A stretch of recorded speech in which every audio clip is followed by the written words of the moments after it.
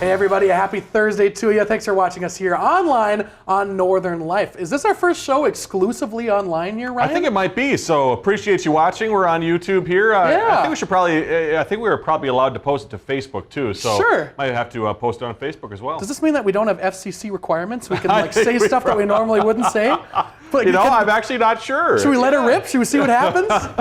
Maybe? Should I get the sound effect ready for bleeping everything? Yep. They can't kick us off the air. We're already off the air. We're on YouTube now. Yeah. So thanks a lot. Yeah, exactly. Basketball and baseball. Yes, exactly. Well, we hope you all had a wonderful time watching our preview of the Taste of Fitkers event, which we shared yesterday over at Mexico Lindo. But be sure to grab your tickets to that event coming up tomorrow night. You can get those tickets on the Duluth Kitchen Company's website.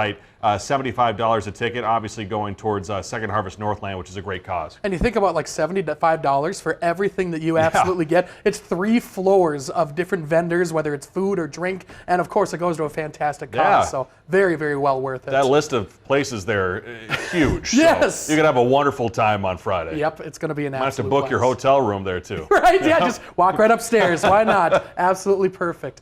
Coming up on today's YouTube exclusive show, we're going to be bringing you some award-winning wildlife photos. Plus, with spring in full swing, we get answers to the question, who pays if your car needs repairs after hitting a pothole? Hopefully somebody else, Ryan. Hopefully somebody else pays. You know, sadly, that when I used to have my old Hyundai Sonata, I was parked on the Duluth streets, and somebody had sideswiped it, and when you call your insurance, that was my first insurance experience. I say, someone hit me, I was just parked on the street, and they say, well, it's up to you to pay unless they find out who was responsible. Oh my gosh! I'm excited for these. Answers. That just makes you mad, right there. It's like I didn't do it. Why would I have to pay for it? Find someone whose red car hit my white car. Yes. Yeah. Also, side note: if you sideswipe somebody, leave a note.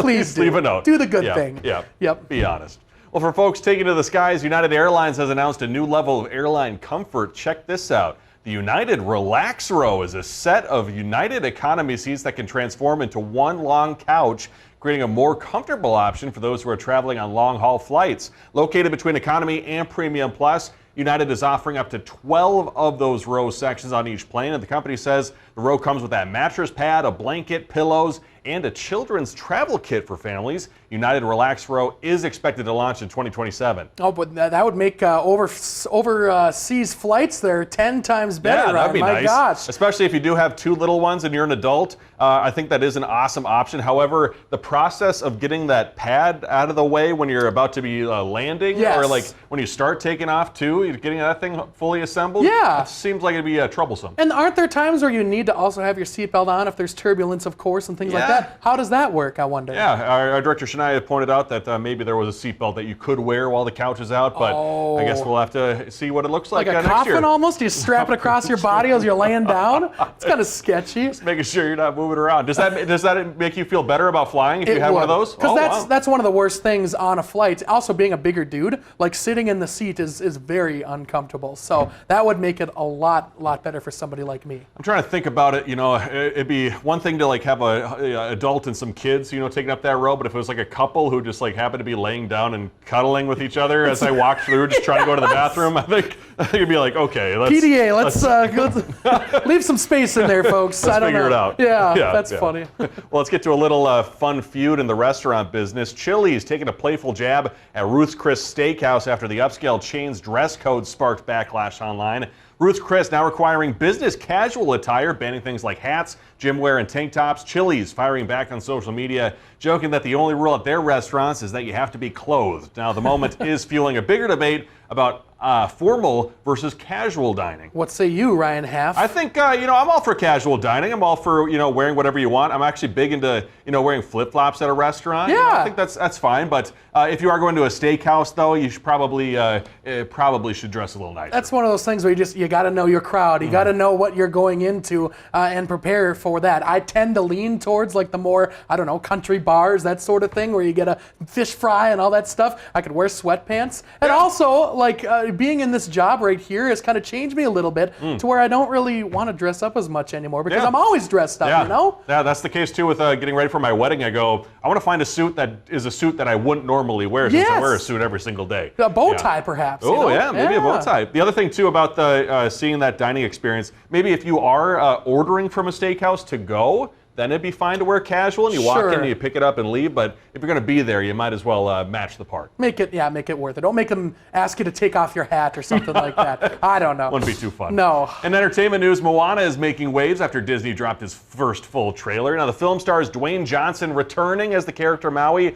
However, online, much of the buzz is about Johnson's look, especially a bulky wig here that some fans are calling, quote, cringe, and comparing it to a bad costume. So, despite the criticism, though, the live-action remake based on the 2016 hit is set to hit theaters this year on July 10th. Is that the first time that they've had the actual actor come on and be the actual person that they're voice acting with for I'm a not Disney sure. show? It must be. I think it's just a little weird because we obviously know The Rock for being, bald Yes, and yes. Being a good-looking guy, and then slapping some hair on him just looks a little odd. You got to suspend the disbelief a little bit, I guess. That is kind of odd right there. But very exciting, I guess, for those fans of the Your Welcome song, perhaps. I don't what know. can I That's all say? know. Except you're welcome. Yeah, right. For theater fans out there, I got to go see Little Shop of Horrors at the North Shore in downtown Duluth. You do have a couple more chances to see it. Get those tickets at duluthplayhouse.org. And I got to tell you, I've never actually seen the show before, but I was laughing and smiling, 2+ hours during my experience there at the beautiful North Shore Theater. So since you have a couple more chances, might as well get those tickets online. That was kind of my big question because I have not seen the movie either. You don't need to see the movie going No. into this in order to enjoy it. No, it's a nice, easy show. It's Okay. it's very funny as well. I think I'm going to try to make it there either Friday or Saturday this weekend. We'll Good- see what happens. Good singing and good dancing and a lot of good acting. Yes, Yeah. amen. Well, hey,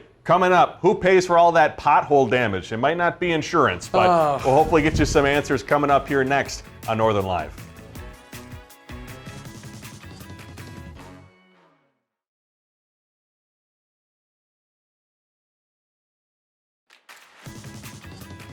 Welcome back, everybody. For iPhone users, Apple has announced they are bringing ads to Apple Maps. Now, Great. Hunter doesn't have to worry about that. Yes. But the company says ads will appear at the top of a user's search results and will provide recommendations based on what's trending nearby, as well as the user's recent searches. And Apple said it plans to introduce the paid ads feature to its Map service in the US and Canada later this summer. And the app has long been dominated by Google, apparently, which already has their own form of tracking searches for each user as well. That's interesting. Anytime ads start coming into something, I start to kind of question it and not like it that much anymore. And as far as like Android versus Apple, I don't see many differences between the two. I've always been an Android person, but if you like Apple, that's your thing. But one thing I've always noticed is I really like Google Maps better than Really? Apple Maps or whatever. How do you feel about MapQuest? I've well, back in 2005, I was a fan of it, but not in 2026 anymore. yeah. That was a cool thing, though. No, MapQuest was great. I mean, Yes. obviously that's how we got to baseball games, Yeah. at night, and we were in charge of that. So What a weird making time. sure you made the right turn. Yes. Yeah, that was a weird time. You don't have to know where to go anymore. It's just the No. weirdest thing. You don't need to know directions at all. It's so weird. Also, another good app, Waze, I sometimes use. What is which that? It's also a Maps app. Okay, back in the day you're saying, or No, currently. What's the- it's the same exact thing? WAZE, I believe. What makes it different than the others? It gives you updates, and people also input, like, if there's, not to say I'm evading police, but, they say there's an officer here who's Yes. checking speeds, just be careful of that, or there's accidents, this and that and the other. That's what Google Maps does that too, which I Oh. kind of like a little bit. Not like I'm speeding like crazy all the time, but kind of nice to know every once in a while. Hunter's you know? checking his phone like this while driving. He's like, okay, I'm making sure no one's out here. I'm watching Moana on my phone while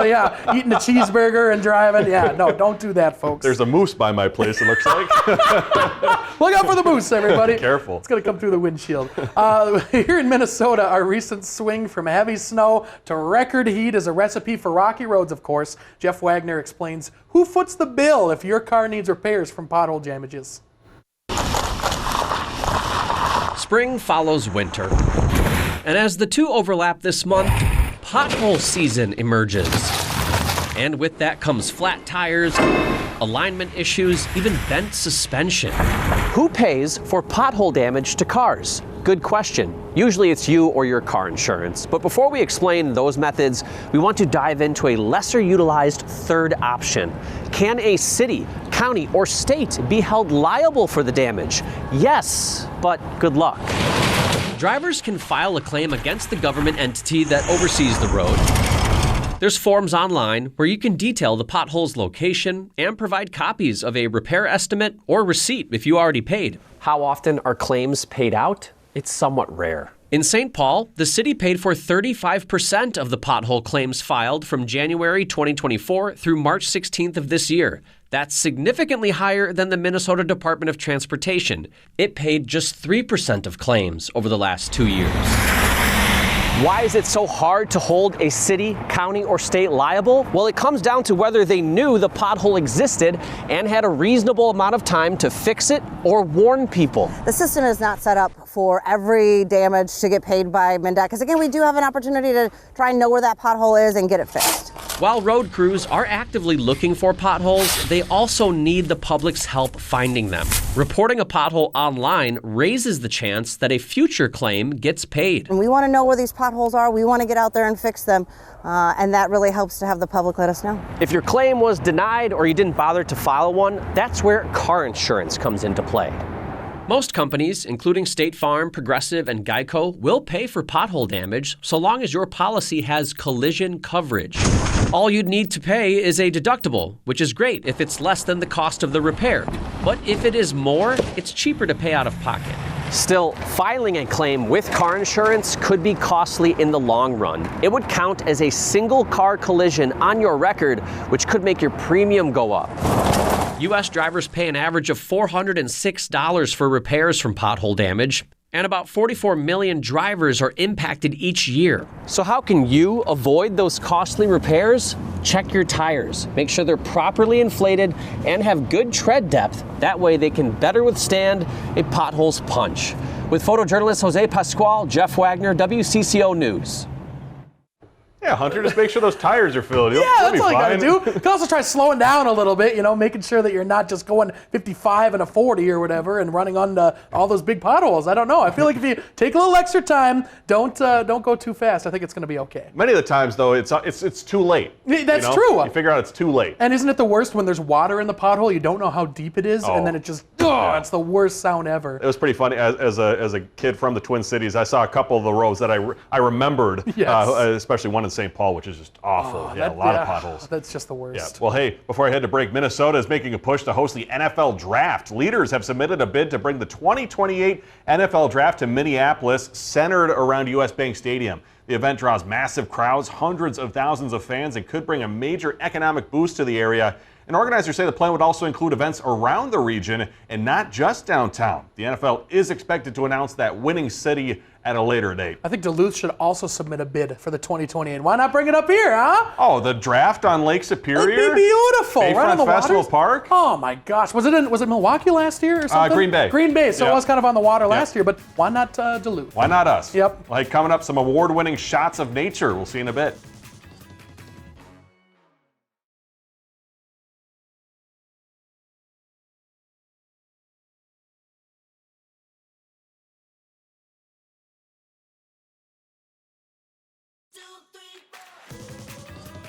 Welcome back, everybody. Hunter, before the break, said that the NFL Draft was on the water in Green Bay. I didn't necessarily know what you said at the time, but our director, Shania, said Lambeau Field is not on the water. How it is near the bay. Yeah. To be fair, first off, half the time I don't know what I'm saying either when I'm talking.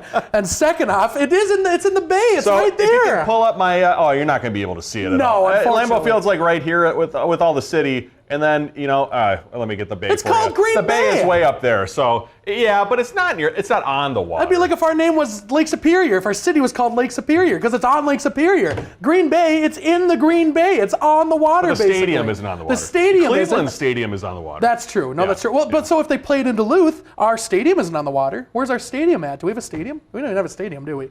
Maybe we can have the NFL here. Just kidding. You know what? Scratch everything that we said. After seeing this, Duluth ain't getting the bid. I'm telling you. Thank the Lord we're not on air. We're actually on YouTube today. Find us on YouTube. Yes. And be sure to watch us every other day on here. Let's head to Chicago now, also on the water. Yes, very we're seeing true. more and more robots in society. Some are doing well, some are just trying their best. So in Chicago, there's new video of a delivery robot rolling through a shattered glass of a bus shelter on the left. The robotics company behind the bot is aware of that incident and has worked with the bus shelter provider to quickly clean up those damages. The company was also reviewing what happened in an attempt to make improvements there. Is it bad to take joy in that? And No, to say I humans one, robot zero. Thankfully, nobody was there. Yes. And hopefully nobody needs to walk by that anytime soon. But The poor robot's just trying to navigate around and probably realized it was too late. I do feel a little bad for the robot, but it's like, obviously it's going to happen someday where robots are competent to where they can do anything or whatever, but we are far from it, and that's an example right there of just how far we might be from that. Robot probably knows that Lambeau Field is not on the water. That's also true, but I know it's on the water. It's gotta be. That's all I know. Let's get to some incredible pictures here. A wildcat having a little fun with its food has claimed the top spot in a prestigious photography contest. Patrick Cornell shows us that incredible image. The people have spoken. This wild image of an Iberian lynx playing with its food snagged the Wildlife Photographer of the Year Naveen People's Choice Award. Named Flying Rodent, the caught-on-camera moment in Spain gives us a glimpse of the young cat tossing around its prey before making it into a meal, a common practice for these animals. The National History Museum of London says the prize-winning pic beat out 60,000 entries for the top spot in an online vote. The cat is not the only show-stopping pic. 4 photos also noted as highly commended. Family Rest, showing a mama polar bear and her 3 cubs stopping for a snooze in the summer heat of Canada. Dancing in the Headlights, a silly but not necessarily safe scene of young bear cubs wrestling in the middle of the road in Jasper National Park. Beauty Against the Beast, highlighting the juxtaposition between nature and industry in Namibia. And Never Ending Struggle, a gruesome scene showing a deer's antler stuck to the remains of a rival that died during battle. These award-winning images are on display at the Natural History Museum of London through mid-July. Those are impressive. It's very impressive. I found it very impressive photographers having the patience and the time to be able to capture those kind of images. Absolutely beautiful. Yeah, a lot of patience. Yes. Before we head to break here with the changing of the seasons, spending time in nature may be good for your body and your mind. A group of nature lovers, that is, in Raleigh, North Carolina, put that idea to the test. They gathered at a local arboretum for forest bathing, a guided walk focused on unplugging and engaging the 5 senses. So they traded relentless news headlines for fresh air, breathing deeply, and touching some trees. Hunter, you gonna get out and do some forest bathing? As long as there's not nudity, I'm good. Then I'm in. Let's do it. Let's on the water. Yes. Forest bathing on the water. We'll see in a bit.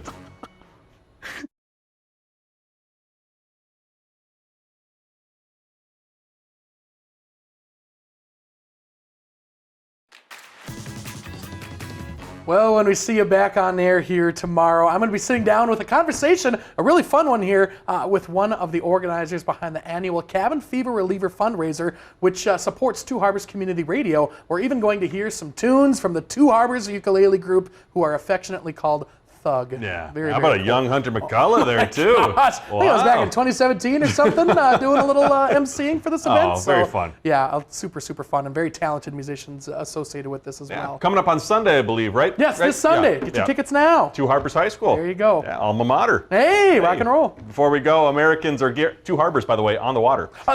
Before we go, Americans are gearing up for the nation's 250th birthday, and you can find a series of limited edition U.S. coins, including 5 new quarter designs. The coins celebrating a quarter millennium of American independence were showcased at President Washington's historic home at Mount Vernon. And one of the newly minted quarters features the nation's first president and a Continental Army soldier at Valley Forge on the flip side. Other coins include Pilgrims and the Mayflower, as well as Presidents Jefferson, Lincoln, and Madison. George Washington crossed the water to get here to the old Americas. Mount Vernon. Yes. On the, is it the Potomac? I believe it's the Potomac, All right. yes. About a Potomac or something like that. I don't know. Hey, send us your favorite body of water. Let us know tomorrow, please. Thank you for joining us. We love you so much.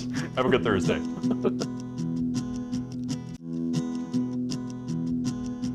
Find some time to throw a line, or just head outside to unwind. That's the life in the great North Woods. Hike or bike, whatever you like. Get out in the day, enjoy the night. Yeah, we got the life in the great North Woods. Yeah, we got the life in the great North Woods. Yeah, this is Northern Life.